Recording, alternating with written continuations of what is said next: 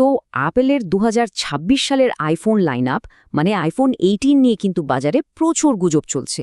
আজকের এই আলোচনায় আমরা সেই সব গুজবের ভেতর থেকে সবচেয়ে বিশ্বাসযোগ্য তথ্যগুলো খুঁজে বের করার চেষ্টা করব। মানে কোনটা সত্যি হতে পারে আর কোনটা শুধুই স্লুখিস সেটাই দেখব। আমাদের হাতে তো সেরা আইফোন এখনই আছে, তাই না? কিন্তু আসল খেলাটা কি পরের ফোনটাতেই হবে? মানে সত্যিকারের গেম চেঞ্জার কি আইফোন 18 হতে চলেছে? চলুন বর্তমানের সেরা ফোনের সাথে ভবিষ্যতের এই ফোনটার একটা তুলনামূলক আলোচনা করা যাক। আচ্ছা, ভবিষ্যতে কি বড় পরিবর্তন আসছে সেটা ঠিকমতো বুঝতে হলে আগে তো জানতে হবে আমরা এখন কোথায় দাঁড়িয়ে আছি, তাই না? মানে আমাদের বেসলাইনটা কি।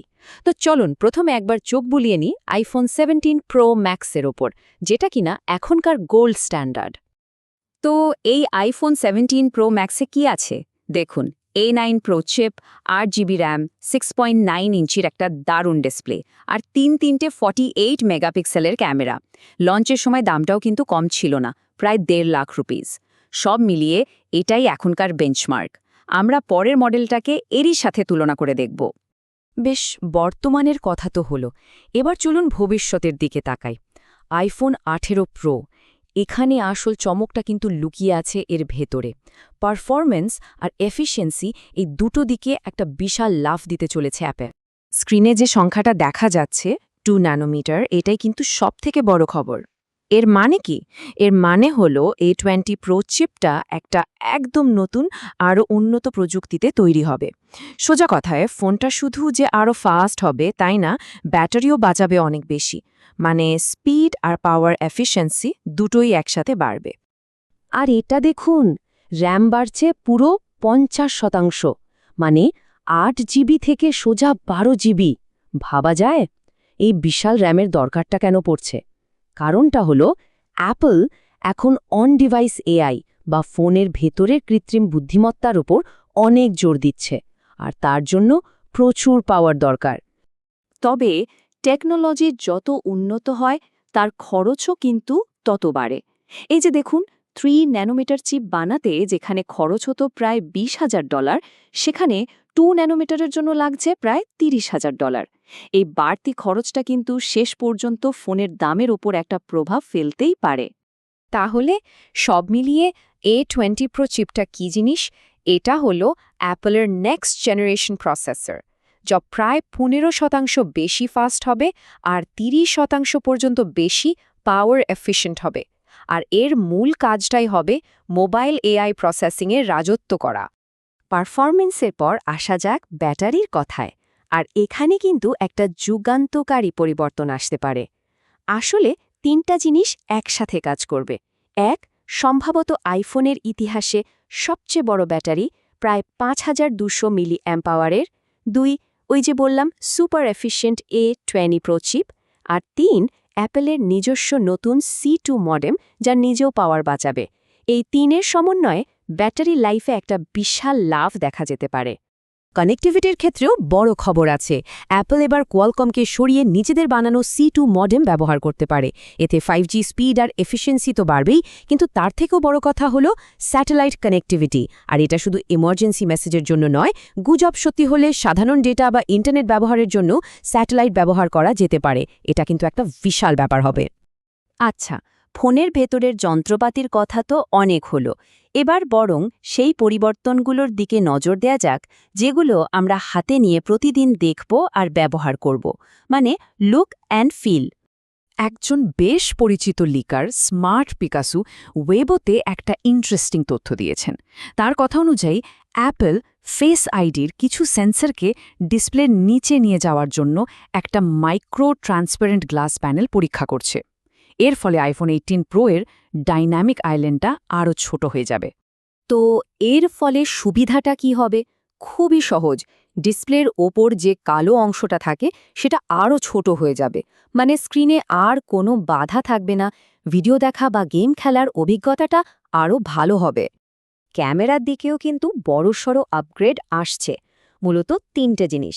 প্রথমত, মেইন লেন্সে ভ্যারিয়েবল অ্যাপারচার, যা দিয়ে ছবি তোলার সময় আরও বেশি কন্ট্রোল পাওয়া যাবে। দ্বিতীয়ত, একটা নতুন স্ট্যাকড সেন্সর, যা কম আলোতে নয়েজ কমাবে আর ছবির ডাইনামিক রেঞ্জ বাড়াবে। আর সবশেষে সেলফি ক্যামেরাটাও আপগ্রেড হচ্ছে। 24 মেগাপিক্সেলের ফ্রন্ট ক্যামেরা মানে আরও শার্প, আরও ঝকঝকে সেলফি। আর হ্যাঁ, আরও একটা খবর হলো ডিসপ্লের ব্রাইটনেস। শোনা যাচ্ছে ডিসপ্লের উজ্জ্বলতা নাকি এমনভাবে বাড়ানো হবে যা আগে কখনো দেখা যায়নি।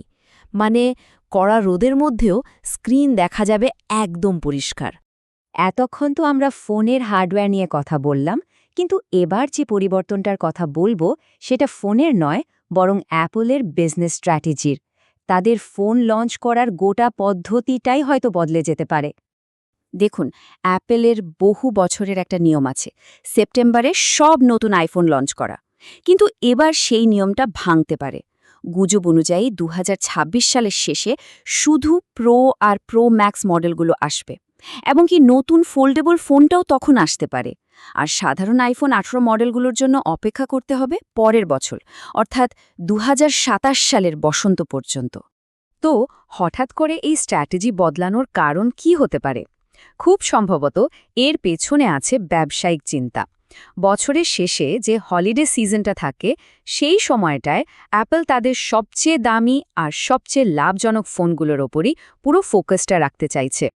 আচ্ছা, এবার আসা যাক আজকের আলোচনার সবচেয়ে বড় এবং সম্ভবত সবচেয়ে রোমাঞ্চকর টপিকে, অ্যাপলের প্রথম ফোল্ডেবল ফোন। হ্যাঁ, ঠিকই শুনছেন, একটা নতুন ক্যাটাগরির জন্ম হতে চলেছে।